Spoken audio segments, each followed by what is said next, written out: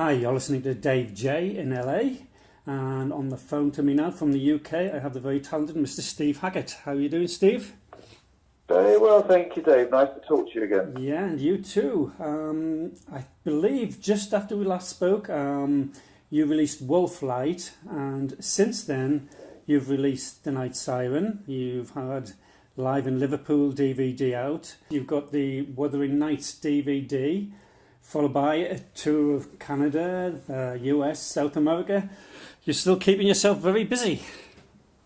Oh yeah, I'm keeping myself busy, but it's always good. It feels good. I like touring. It agrees with me. There's something about the honesty of it. Perhaps there's something about that. When you release a record, for instance, no matter how wonderful the record might be, there's that aspect of luck that goes with it. Do you know what I mean? Yeah. Whereas I think when you're doing a live show, you obviously give of your best and warm to the people that are there enthusiastically to see you. So, in a way, it's a more direct. Mm-hmm. It's a more direct thing. As much as you want to bring the future to people, and I'm halfway through a new recorded album, the reality is that shows of highly arranged music like this stuff is tends to be retrospective. You recreate something you've done once before, in an attempt to paint the Mona Lisa once more with a smile. And with a DVD, CD, audio recording, once you've released something, it's pretty much out of your hands. You're not there in somebody's living room to see how they respond, but when you're playing live, you're getting an instantaneous feedback to that.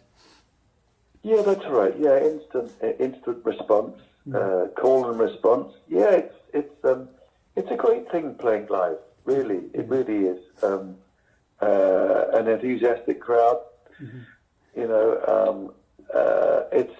It's a wonderful thing. If I can see people, being made really happy by it,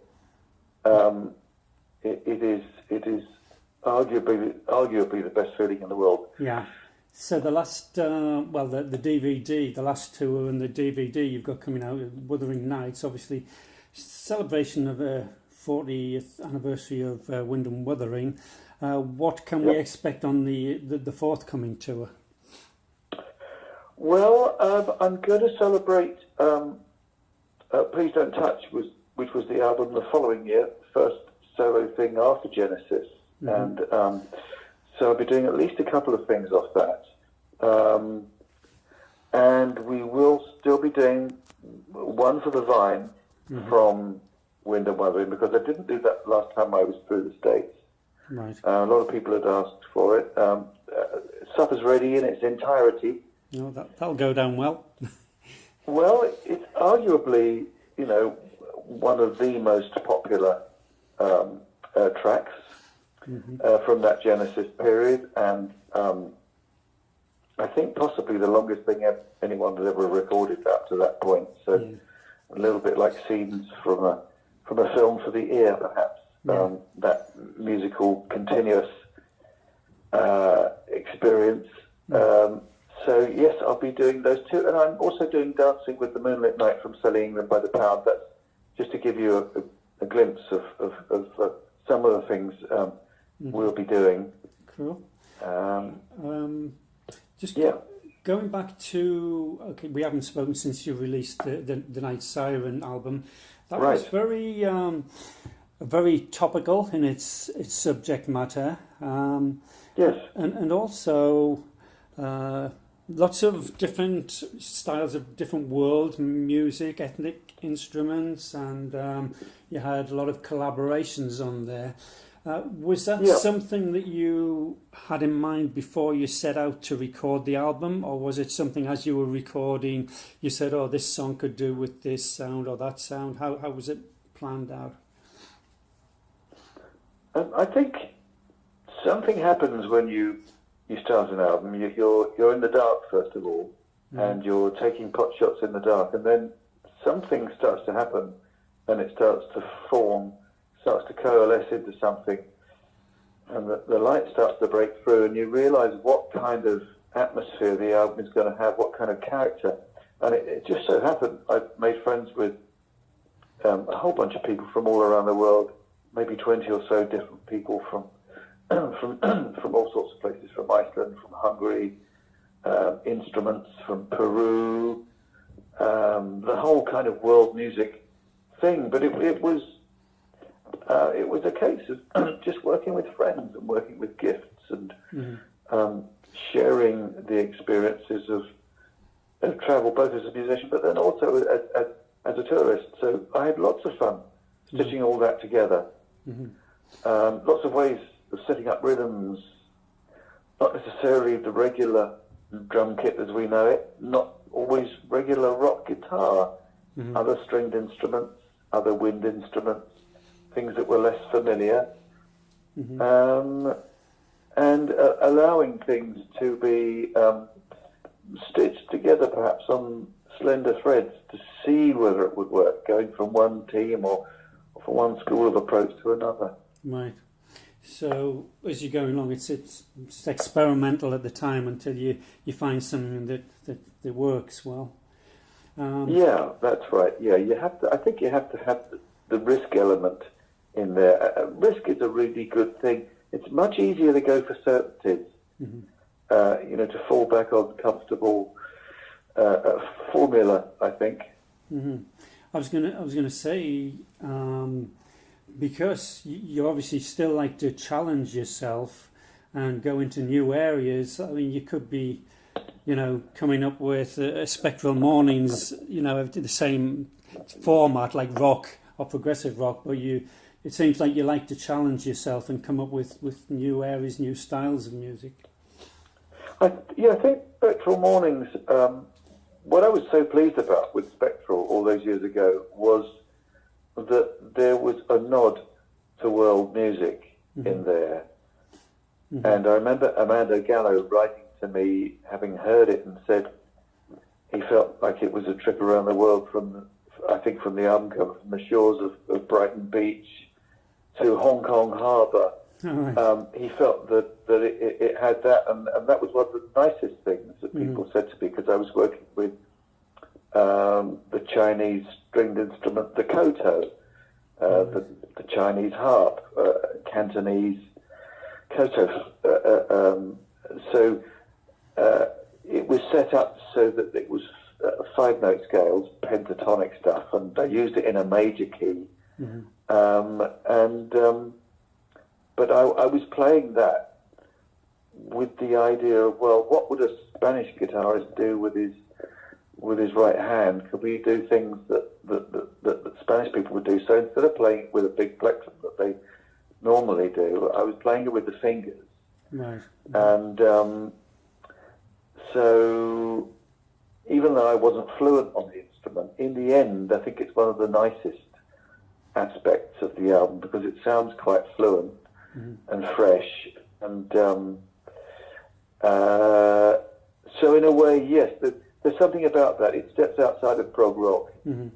It steps outside of the comfortable. It's still got that sort of atmosphere. There's still a thread to Genesis, perhaps. Genesis at its most atmospheric. But there's something else. There's another aspect. There's that, glancing over the far horizon, seeing what people are doing in other cultures. And that's been an ongoing thing. And I think the last album, The Night Siren, yes, we had the influence of the Icelandic people, and there were other things too. Yes, a little bit of Armenian duduk, tiny little bit of this, bit of that, bit of stuff from Peru. I really like, the little string instrument called the charango, and the kanar, the flute from there. So I came back with these things, and I thought, well, let's try and make that work. So we start out with small things, and then it progresses, and there are a few sort of tributaries and rivers, and it goes off into streams, and then it comes back as a big orchestral thing. And I do love orchestras working with rock bands, I must admit. I'm a sucker for that. Yeah.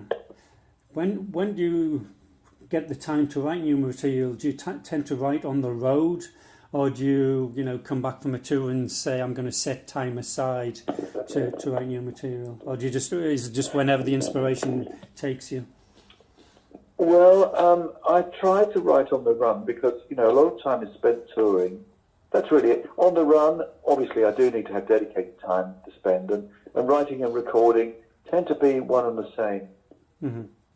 Is there ever a risk? I mean, having recorded so many albums, is it difficult not to repeat something that you've done before? You can be coming up with ideas. Do you have to check yourself? Oh, but that might sound a bit like this or that, or. Well, I find even with the best writers, you have that. Mm-hmm. Even with classical stuff and Bach and Tchaikovsky, there's a style. Perhaps it repeats certain rhythms or motifs or certain emotional feelings, and so in the course of a conversation that might last a lifetime, it might be a little difficult not to repeat yourself slightly. Yeah, but one tries to move on. Mm-hmm, mm-hmm. So you've been fortunate in the last few years, basically, of having the same musicians to work with, both recording-wise and also touring band. With the exception of probably the bass, you've had to use different bass players. So can you just elaborate on who's playing bass on the forthcoming tour? Sure. On the forthcoming tour, this time it will be Jonas Reingold, mm-hmm. Who's Swedish. They pronounce it Jonas Reingold, mm-hmm. who's tremendously good. Just working with him in rehearsal. Mm-hmm. Sometimes I catch him up when he's playing something on his own or improvising with the guys. Phenomenally fast and very quick on the uptake of things, and he's a very good listener as well. So whenever anyone suggests anything that might strengthen what's going on, he immediately takes it on board, mm-hmm. and tries to bring it out. So yes, with a minimum of confusion and a maximum of focus, I'm very impressed with him, and he has a great sound, and he's a real personality, very intelligent, mm-hmm. And it's really wonderful working with him. So in the other guys in the band, there's another Swede, who's Nad Sylvan, the singer. Mm-hmm. It will be Roger King on keyboards, mm-hmm. on the main keyboards, Rob Townsend on all of the blown stuff, the flutes, the saxes, the whistles. But then he also doubles on a bit of percussion and also on extra keyboards. So that's important. Mm-hmm. Then we have Gary O'Toole on drums. And so many of these guys contribute to the vocal sound. They are really a remarkable band. And each one of them, I find, individually impressive. So... and it reaffirms the reason why I work with them. I mean, sometimes, like for instance, yesterday I was signing albums at the end of the rehearsal, and our sound mixer, Ben Fenner, was playing stuff back through the little tiny PA there, and I was hearing for the first time exactly what the keyboards were doing and exactly what everyone was doing. I was thinking, my God, what beautiful sound. It sounds just like the record. Yeah. Except that, the sounds are often improved.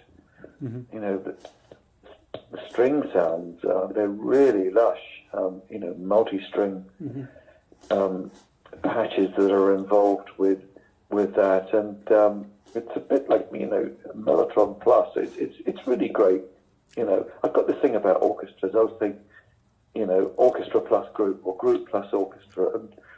And with the amount of hands on deck, it's quite extraordinary, the level of sound that comes out. It would be lovely just to sit back and watch it really from beginning to end and not have to be the responsibility for being everyone else's night out. But that's part of the joy, is wrestling. Yeah, and with all that technology you've got, gratifying. I mean, do you compare the sound you've got now with the days when you were travelling up and down the motorway in the back of a van and humming PAs and.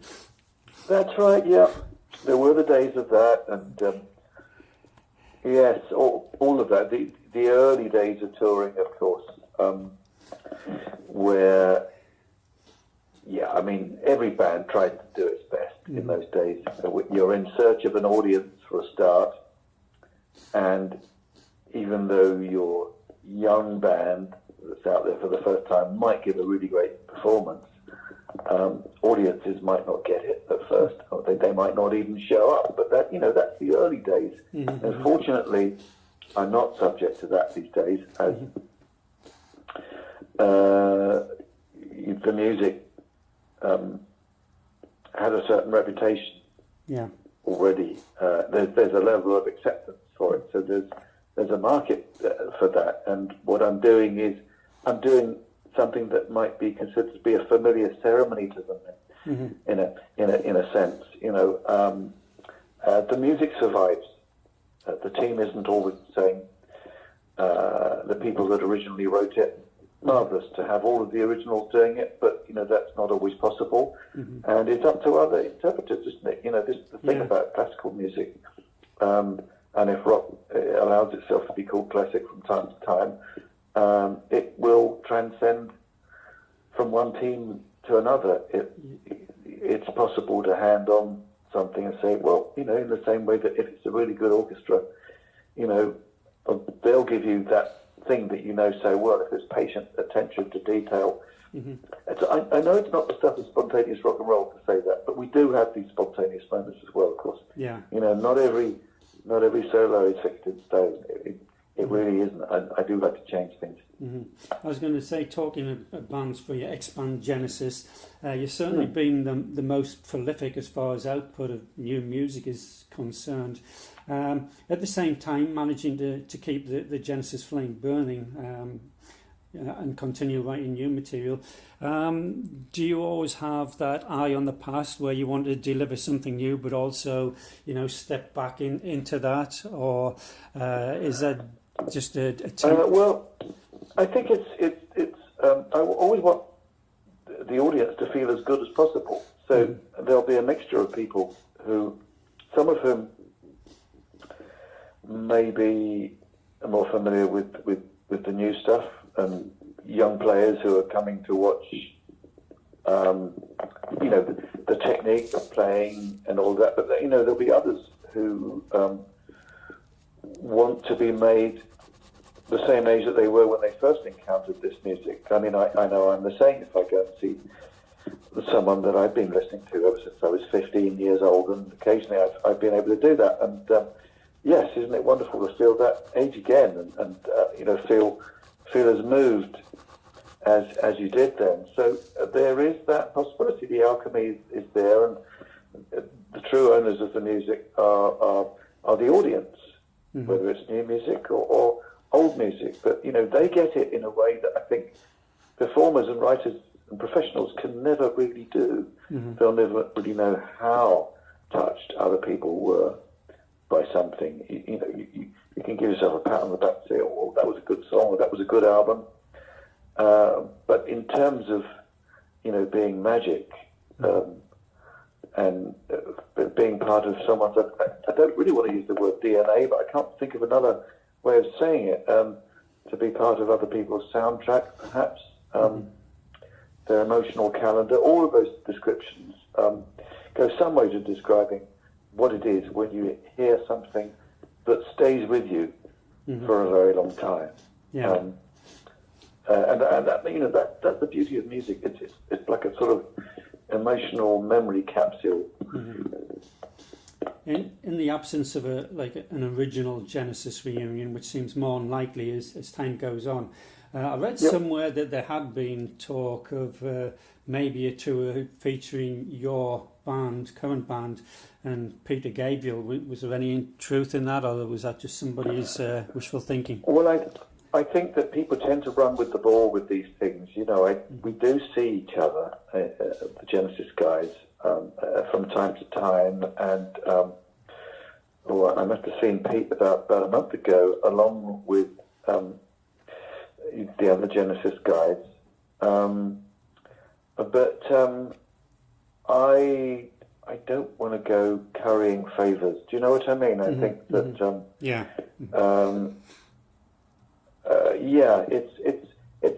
that's a tricky one. No, there are no official either reunions in part or in total. There are none. Nothing planned. Believe me. Okay. Following on from the Phil Collins autobiography and the recent My Book of Genesis by Richard MacPhail, I believe that you were writing your story, your autobiography. Any developments on that? Well, it's been I'm doing that slowly. I find that being so involved with music, in some ways,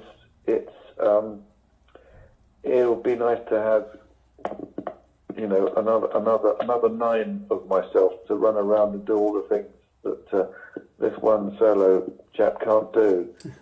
One of which should be the time spent writing a really whiz-bang autobiography, and the other would be, to do great albums, and the other, I'm dreaming up 9 different functions here.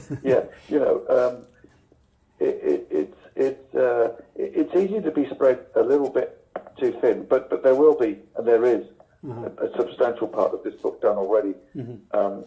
I've just got to crack on with the rest of it when I don't have quite so many gigging commitments. When time permits. Exactly, yeah.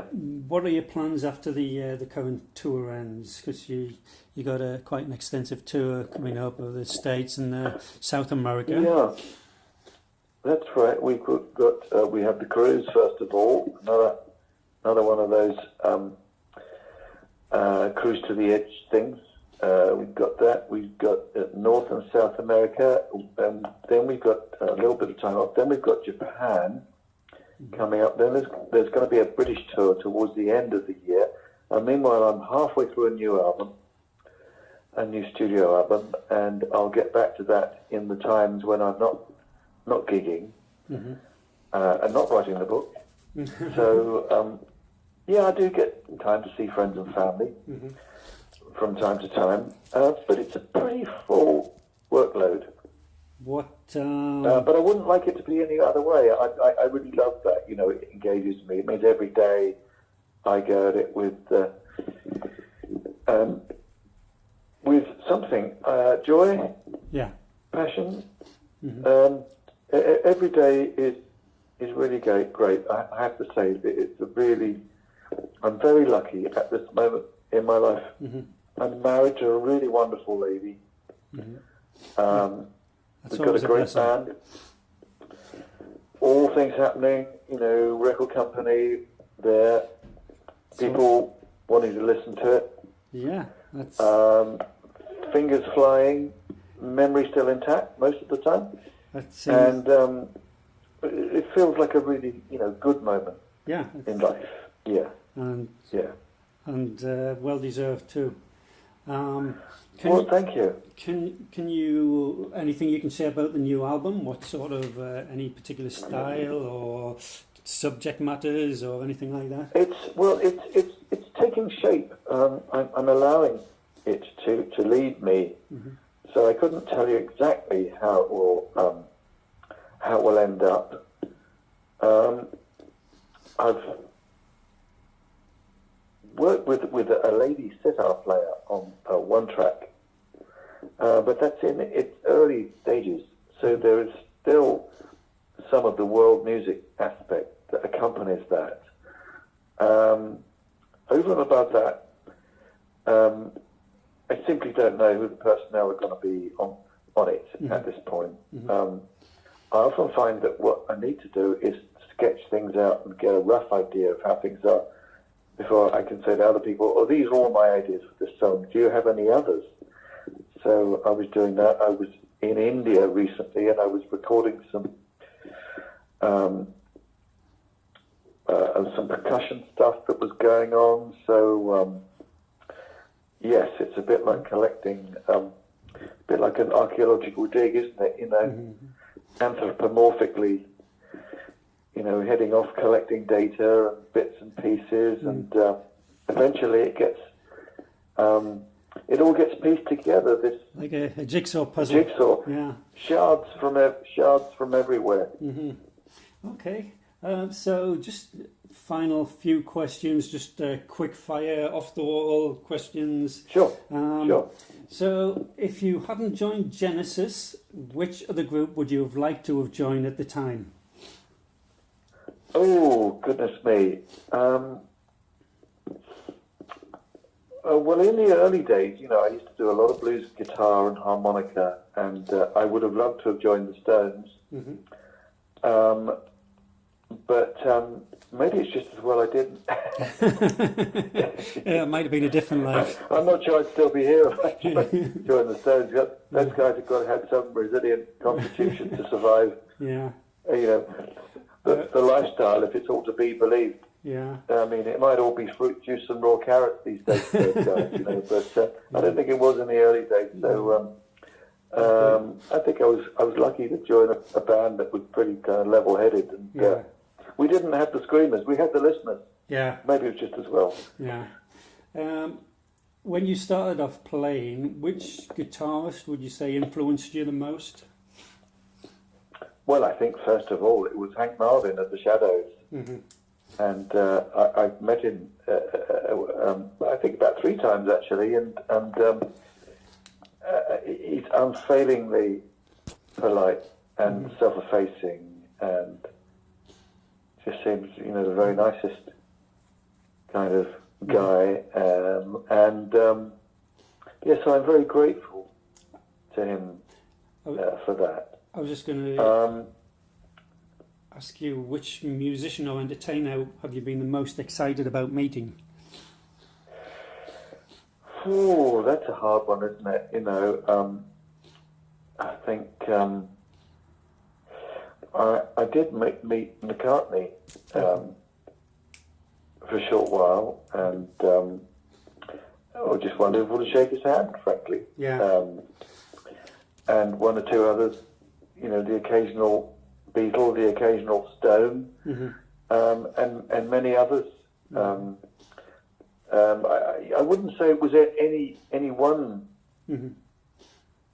particular individual, because I think everyone serves music. People that spent a lifetime in music, they will serve music in one way or another. They might be in the classical arena, and I've met a whole ton of them. And most people are very amenable, self-effacing. And the better they are, I find generally the more modest they are. Okay. And they are not competitive, but just open, and I like that. Right. If you could pick just one Genesis and one solo album that you're most proud of, what would they be? Well, I think Genesis albums, I think Selling England by the Pound, which was at the time when John Lennon said that we were one of the bands that he was listening to, which was a tremendous feather in our cap when we were a young, struggling band. And solo albums, well, you mentioned Spectral. I'm still very fond of that. I think that was because it was the first time I had a band. The first time I had a touring band. Yeah. And there was a great camaraderie, and I think the combined strength of everybody, even though perhaps we had less equipment and less choices than we have now, those things are very happy memories. But I had great memories of stuff, with the guys that I'm working with at the moment. I think what you realise is you're always just scratching the surface. There's always so much more that could be done. Right. So finally, last question: if you now could give some advice to your 18-year-old self starting out in music, what would it be? Yeah. Well, I think I'd say that I think a lot of young players can be, if they're serious, they can often be very worried about their own limitations. But I think if you love the medium, I think that can carry you very far indeed. Mm-hmm. So I think the best lesson, and perhaps the only real lesson, is to love it. Mm-hmm. And then you can let that love take you wherever you will. A good You know, lesson. that love, unlike the love in human relationships, it's unconditional. Mm-hmm. So if you love jazz, follow it. If you want to dip in and out of rock, follow it. If you want to dip in and out of classical, by all means do. And I think being self-taught, although that's not for everyone, it served me well, because I've never had anyone say to me, you're doing that wrong. I've always wanted to make my own mistakes and discover my own new things. Great. And makes you more individualistic as well. Well, I think so, yeah. I think that, I know we've mentioned the Beatles quite a bit, and those guys essentially were self-taught, weren't they? Yeah. But of course they still worked with, the very academic George Martin. Mm-hmm. So I'm not saying that, you'll find out all about it. It's very good to listen and to work with people who are trained and who've done the lessons and who've studied harmony and all the rest. That's been their approach to it. I've learned a lot from people who've been, or people who've had more musical theory than I've done, than I've had. So there's so many ways to do it, really. Self-taught, that's good. Thoroughly trained, classically trained, that's good too. Mm-hmm. I've worked with great people who've come from different sides of the divide. Mm-hmm. Okay, well, Steve, just like to say, it's always a pleasure talking to you. Appreciate you too, Dave. Appreciate you giving Thank your you. time. Good luck with the Cheers. tour, and I look forward to seeing you in LA at the Orpheum Theatre on February 24th. And enjoy yourself. Thank you. Thank you. Thank you so much. Thanks once again. You All the cheers. best. All the best. Cheers. Bye-bye. Bye.